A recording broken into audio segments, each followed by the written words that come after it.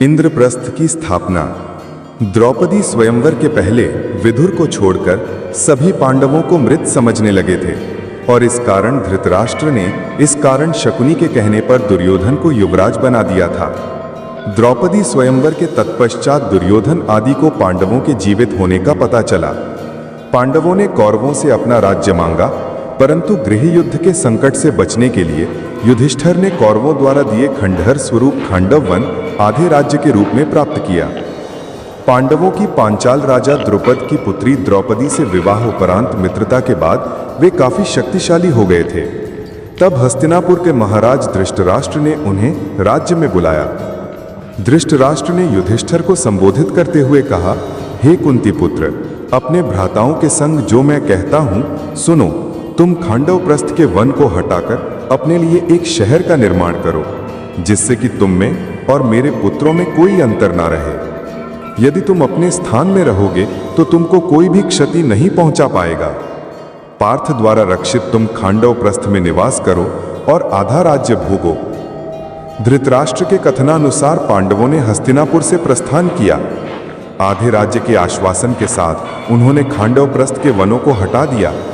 उसके उपरांत पांडवों ने श्री कृष्ण के साथ मय दानव की सहायता से उस शहर का सौंदर्यकरण किया। वह शहर एक द्वितीय स्वर्ग के समान हो गया। उसके बाद सभी महारथियों व राज्यों के प्रतिनिधियों की उपस्थिति में वहां श्री कृष्ण द्वैपायन व्यास के सानिध्य में एक महान यज्ञ और गृह प्रवेश अनुष्ठान का आयोजन हुआ। उसके बाद सागर जैसी चौड़ी खाई से घिरा, स्वर्ग गगनचुंबी चहार दीवारी से घिरा व चंद्रमा या सूखे मेघों जैसा श्वेत वह नगर नागों की राजधानी भोगवती नगर जैसा लगने लगा। इसमें अनगिनत प्रासाद, असंख्य द्वार थे, जो प्रत्येक द्वार गरुड़ के विशाल फैले पंखों की तरह थे, खुले थे। इस शहर की रक्षा दीवार में मंदराचल पर्वत जैसे विशाल द्वार थे। इस शस्त्रों से सुसज्जित सुरक्षित नगरी को दुश्मनों का एक बाण भी खरौंच तक नहीं सकता था। उसकी दीवारों पर तोपें और शतनियां रखी थीं, जैसे दुमुही सांप होते हैं। बुर्जियों पर सशस्त्र सेना के सैनिक लगे थे। उन दीवारों पर वृहत लौह चक्र भी लगे थे। यहाँ की सड़कें चौड़ी और साफ थीं। उन पर दुर्घटना का कोई भय नहीं था। भव्य महलों, अट्टालिकाओं और प्रासादों से सुसज्जित ये नगरी इंद्र की अमरावती से मुकाबला करती थी। इस कारण ही इसे इंद्रप्रस्थ नाम दिया गया था। इस शहर के सर्वश्रेष्ठ भाग में पांडवों का महल स्थित था। इसमें कुबेर के समान खजाना और भंडार थे। इतने वैभव से परिपूर्ण इसको देखकर दामिनी के समान आंखें चौंधिया जाती थीं। जब शहर बसा तो वहां बड़ी संख्या में ब्राह्मण आए, जिनके पास सभी वेद शास्त्र इत्यादि थे। वह सभी भाषाओं में पारंगत थे। यहाँ सभी दिशाओं से बहुत से व्यापारी गण पधारे। उन्हें यहाँ व्यापार कर धन संपत्ति मिलने की आशाएं थीं। बहुत से कारीगर वर्ग के लोग भी यहाँ आकर बस गए। इस शहर को घेरे हुए कई सुंदर उद्यान थे, जिनमें असंख्य प्रजातियों के फल और फूल इत्यादि लगे थे। इनमें आम्र, अमरतक, कदम्ब, अशोक, चंपक, पुतनग, नाग, लकूचा, पनास, सालस और तालस के वृक्ष थे। तमाल, वकुल और केतकी के महकते पेड़ थे। सुंदर और पुष्पित अमलक, जिनकी शाखाएं फलों से लदी होने के कारण झुकी रहती थी, लौध्र और सुंदर अंकोल वृक्ष भी थे।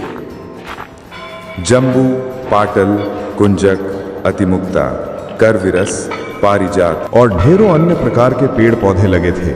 अनेकों हरे भरे कुंज यहाँ मयूर और कोकिल ध्वनियों से गूंजते रहते थे। कई विलास ग्रह थे, जो कि शीशे जैसे चमकदार थे और लताओं से ढके थे। यहाँ कई कृत्रिम टीले थे और जल से ऊपर तक भरे सरोवर और झीलें, कमल तड़ाक जिनमें हंस और बत्तखें चक्रवाक इत्यादि की लोल करते रहते थे। यहाँ कई सरोवरों में बहुत से जलीय पौधों की भी भरमार थी। यहाँ रहकर शहर को भोगकर पांडवों की खुशी दिनों दिन बढ़ती गई थी। भीष्म पितामह और धृतराष्ट्र के अपने प्रति दर्शित नैतिक व्यवहार के परिणाम स्वरूप पांडवों ने खांडव प्रस्थ को इंद्रप्रस्थ में परिवर्तित कर दिया।